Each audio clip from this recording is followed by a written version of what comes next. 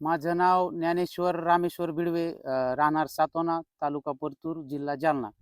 आज मी 268 गटमध्ये माझी शेती असून काही रस्ता म्हणजे 268 मध्ये रस्ता अडवला आहे अशी खोटी बातमी सोशल मीडियावरती बघितल्यानंतर की त्यांनी कोणतीही सत्यता न पाहता सोशल मीडियावरती जी व्हिडिओ व्हायरल होत आहे त्यामध्ये कोणतीही सत्यता नसून 2014 रोजी अप्पर जिल्हा अधिकारी साहेबांनी दिलेला हा आदेश आहे.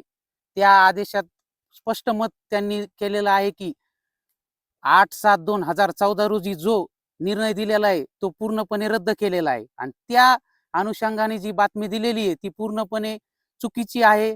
संभ्रम निर्माण करत आहेत आणि आम्हाला खोट्या प्रकारचे असे गावातील काही मानसिक त्रास देण्याचा प्रकार चालू आहे. तर शासनाने व्यवस्थित सर्व पडताळणी करून योग्य तो निर्णय द्यावा अशी मी त्यांना अपेक्षा करतो. अन्यथा आमच्याकडे आत्महत्या केल्याशिवाय पर्याय राहणार नाही, ही मी शासनाला कळकळीची विनंती आहे माझी. बद्रीनारायण बिडवे शेतकरी जे 268 गट नंबर मध्ये आहेत ते आहेत, काय सांगाल काका? हे गावातील काही लोक मुद्दाम आम्हाला त्रास द्यायले.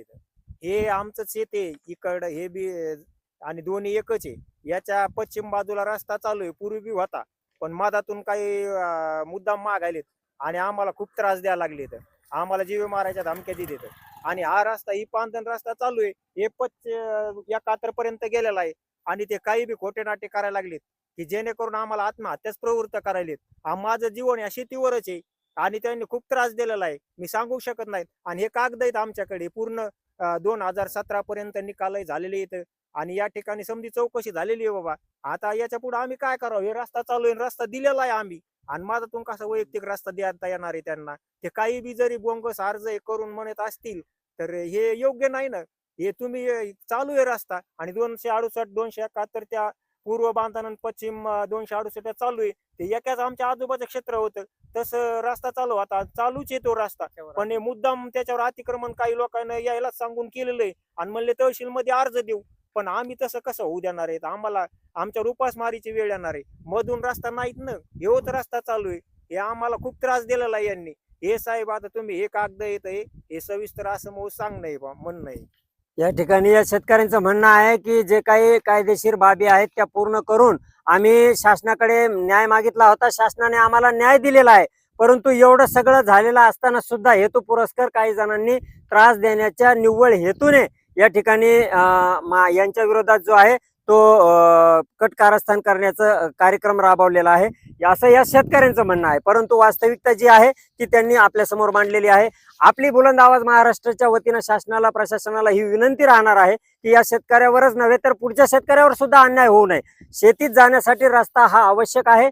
रस्त्या संदर्भात महाराष्ट्र शासनानं खूप कठोर भूमिका घेतलेली आहे. शेतकऱ्यांचा रस्ता कुण्याही शेतकऱ्याला आता अडवता येणार नाहीये, परंतु रस्ता दिलेला असताना परत रस्त्यासाठी त्या शेतकऱ्याला त्रास देणं हे सुद्धा चुकीचंच आहे. असं आवाज महाराष्ट्रामध्ये आपल्या सर्वांचं हार्दिक स्वागत. रामेश्वर सखारामजी बिडवे, बद्रीनारायण बिडवे यांचा जो काही वाद आहे, या ठिकाणी या वादाच्या संदर्भात माहिती घेण्यासाठी आपण आलेलो आहोत. आपल्या सोबत रामेश्वर सखारामजी बिडवे शेतकरी आहेत. बाबा, काय वाद आहे नेमका? वाद काहीच नाही की पांधन मुक्त रस्ता चालू आहे, पण त्या शेतकऱ्याचं म्हणणं, त्या अर्जदाराचं म्हणणं आहे विरोधकांचं की आमच्या शेतीतून रस्ता पाहिजे, पण तो गट नंबर 68 आणि 271 तिथं बांधावून व्हावा अशी आमची इच्छा आहे.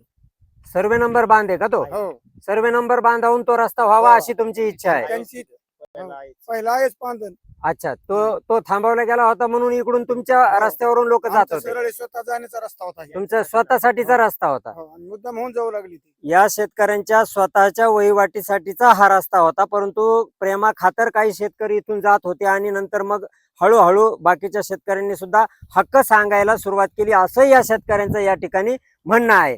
आणि हा जो रस्ता आहे, पुढे बघू शकता, इकडे रस्ता दाखवा, हा रस्ता समोर गेलेला आहे 271 सर्वे बांधापर्यंत आणि 271च्या सर्वे बांधापासून सलग डावीकडे तो रस्ता निघतोय, असं या शेतकऱ्यांचं या ठिकाणी म्हणणं आहे. हे बघा साहेब, आज मी माझ्या शेतात उभा आहे 268 गट नंबर मध्ये. जे अर्जदार आहेत ते गट नंबर 268च्या मध्य भागातून रस्ता मागत आहेत. आता हे सगळं 268 मधून दुसरा रस्ता पांजण पिढ्यान पिढ्याचा सध्या अस्तित्वात आहे, चालू आहे. पण हे काही जे गावातील काही अर्जदार आहेत त्यांनी रस्ता मधोमध मागत आहेत, ते योग्य आहे का? हे सगळं तलाठी साहेबाला कळायलंय, तहसीलदार साहेबाला कळायलंय, मंडळ अधिकारी साहेबाला कळायलंय, उपविभागीय अधिकारी साहेबाला कळायलंय, अप्पर जिल्हा अधिकारी साहेबाला कळायलंय, कलेक्टर साहेबाला कळायलंय, आपले चंद्रशेखरजी बावनकुळे साहेब आहेत, मंत्री साहेब, त्यांना कळायलंय, आमदार बबनरावजी लोणीकर साहेब त्यांना कळायलंय. पण ह्या लोकायला कसं काय कळ नाही ते कळ नाही मला. आता तुम्हीच सांगा याच्यावर किती गावातलं राजकारण हे खाल्ल्या पातळीचं झालेलं आहे आणि खूप त्रास आहे साहेब आम्हाला की सांगू शकत नाहीत.